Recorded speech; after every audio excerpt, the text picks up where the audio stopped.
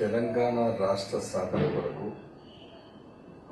గత అర్ధ శతాబ్ది నుంచి నడుస్తున్న ఉద్యమం ఇప్పుడు ఒక కీలకమైన నిర్ణాయకమైన దశకు చేరుకున్నది.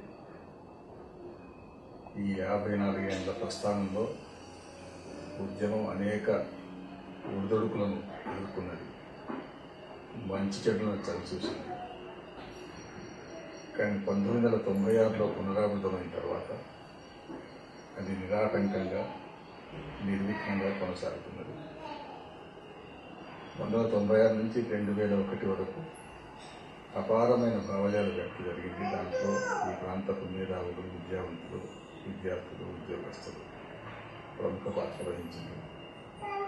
2001లో తెలంగాణ రాష్ట్ర సమితి స్థాపన తర్వాత రాజకీయ ప్రక్రియ మొదలైంది. ఆ పార్టీ పుట్టి కూడా 10 ఏళ్ళు అయింది. ఈ 10 ఏళ్ల ప్రయత్నంలో, ప్రయోగాలలో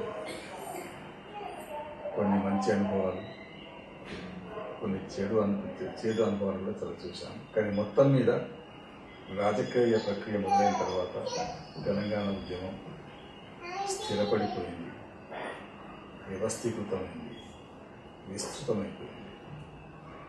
ఈరోజు తెలంగాణ ప్రాంతంలో ఆబాలగోపాలం, చదువుకున్న వాళ్ళు, చదువు రాని వాళ్ళు, చిన్నపిల్లలు, పెద్దవాళ్ళు అందరూ కూడా తెలంగాణ రాష్ట్రం ఎందుకు కావాలో అనేటువంటి అవసరాన్ని అర్థం చేసుకున్నారు. ఇది నా దృష్టిలో చాలా గొప్ప పరిణామం. అనేకసార్లు చెప్తూ ఉంటాం మా తరం వాళ్ళం, ఉద్యమానికి నేపథ్యం సెన్సిటైజేషన్ కావాలని. ఆ సెన్సిటైజేషన్ అంటే భావజాల వ్యాప్తి అపారంగా జరిగింది. ఇప్పుడు దాని అవసరం లేదు. రాష్ట్ర సాధన ఉద్యమంలో ప్రధానమైపోయింది, పోరాటం కొనసాగుతున్నది. ఈ పోరాట క్రమంలో కొన్ని 9 డిసెంబర్ 2009 రోజు కేంద్ర ప్రభుత్వం తెలంగాణ రాష్ట్ర స్థాపనను, ఆ ప్రక్రియను మొదలు పెడదామని అధికారికంగా ప్రకటించింది. పార్లమెంటు ఉభయ సభల్లో చెప్పింది. అయితే కేంద్ర ప్రభుత్వం ఆ నిర్ణయం అకస్మాత్తుగా కానీ ఏకపక్షంగానే చెప్పలేదు. అప్పుడు చంద్రశేఖరరావు గారి ఆమరణ నిరాహార దీక్షతో పాటు విద్యార్థి లోకం, యువత మొత్తం తెలంగాణ ప్రాంతంలో ఉవ్వెత్తున లేచి ఉద్యమించింది. అప్పుడు కేంద్ర ప్రభుత్వం సలహా మేరకు రాష్ట్ర ముఖ్యమంత్రి ముందు తెలంగాణ కాంగ్రెస్ నాయకులతో మాట్లాడి, శాసనసభ్యులతో మాట్లాడి, వాళ్ళంతా ఏకగ్రీవంగా ఏమి తీర్మానించారు, కేంద్ర ప్రభుత్వం తెలంగాణ రాష్ట్ర గురించి ఏ నిర్ణయం తీసుకున్నా మేము శిఫారసిస్తామని రెజల్యూషన్ పాస్ చేశాం. తర్వాత అపోజిషన్ పార్టీస్తో డిస్కస్ చేయమంటే తెలుగుదేశంతో, ప్రజారాజ్యంతో, అన్ని పార్టీలతో, బీజేపీతో, సిపిఐతో, సిపిఎంతో, అన్ని పార్టీలతో ముఖ్యమంత్రి సమావేశం ఏర్పాటు చేసినప్పుడు దాదాపు అన్ని పార్టీలు ముక్త కంఠంతో తెలంగాణ రాష్ట్రం ఏర్పాటులో ఆలస్యం అవుతున్నది కాంగ్రెస్ వల్లనే, మీరు బిల్లు ప్రవేశపెట్టండి, మేమందరం ఏ అరమరిక లేకుండా సమర్థిస్తామని ఏకగ్రీవంగా చెప్పారు. చంద్రబాబు నాయుడు చెప్పారు, చిరంజీవి చెప్పారు, అట్లాగే బీజేపీ చెప్పింది, సిపిఐ చెప్పింది. వ్యతిరేకించిన వాళ్ళు ఎవరు లేరు. ఆ తర్వాతనే 9 డిసెంబర్ రోజు కేంద్ర హోంమంత్రి చిదంబరం గారు ఆ ప్రకటన చేశారు. ఇక్కడ విచిత్రం ఏంటంటే, చిదంబరం గారు చేసిన ప్రకటన తర్వాత 24 గంటలు కూడా దాటకముందే కాంగ్రెస్ వాళ్ళు మాట తప్పిండ్రు, తెలుగుదేశం వాళ్ళు మాట తప్పిండ్రు, చిరంజీవి మాట తప్పిండ్రు, ఆంధ్ర ప్రాంత కాంగ్రెస్ ఎమ్మెల్యేలు, ఎంపీలు రాజీనామా చేస్తారు, తెలుగుదేశం వాళ్ళు చేశారు. దానితో ఒక రకమైనటువంటి సంక్షోభం ఏర్పడింది. అప్పుడు మళ్ళీ కేంద్ర ప్రభుత్వం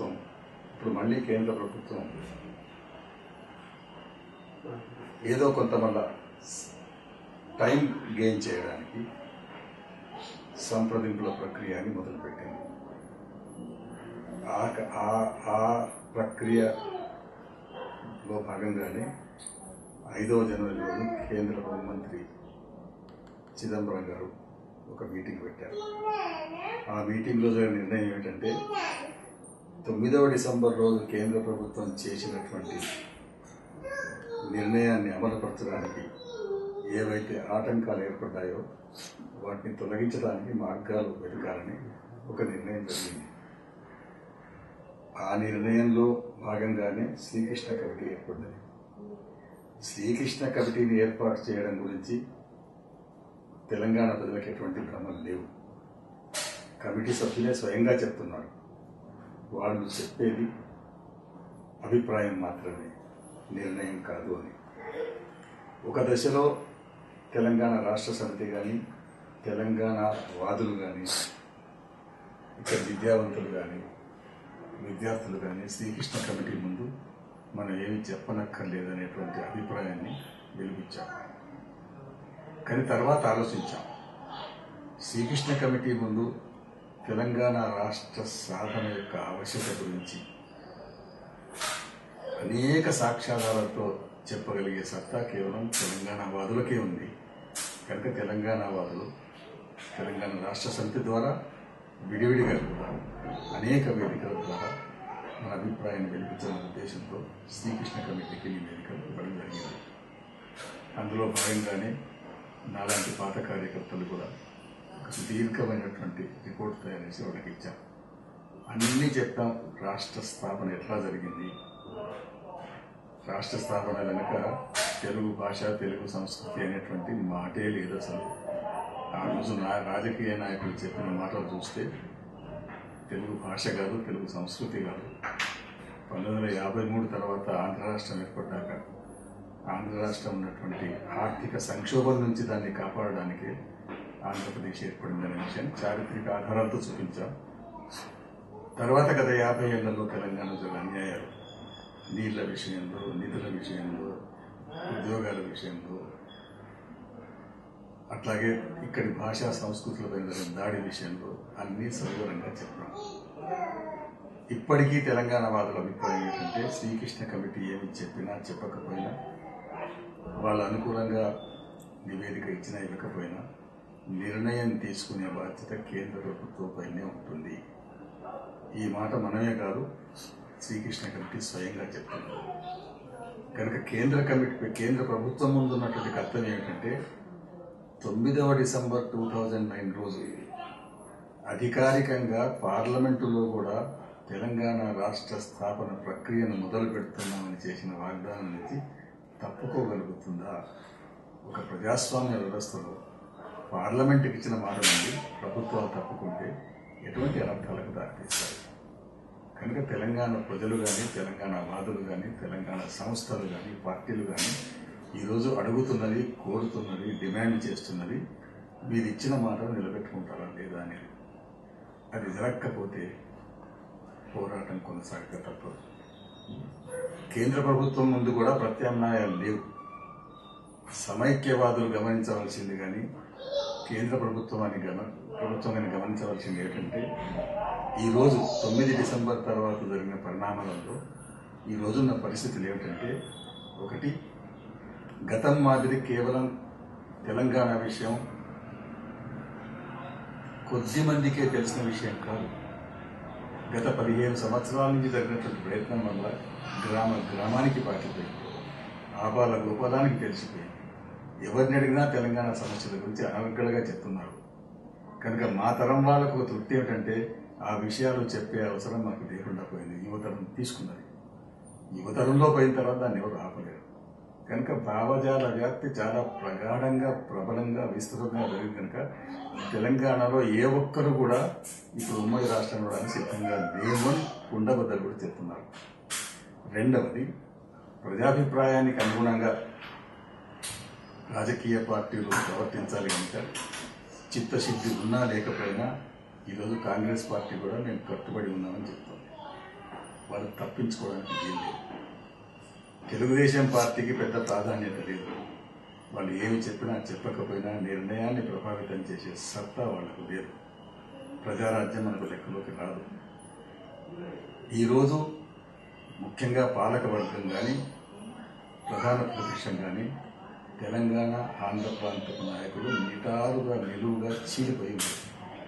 ఇరు ప్రాంతాల పార్లమెంటు సభ్యులు ఒకే భాష మాట్లాడలేకపోతున్నారు.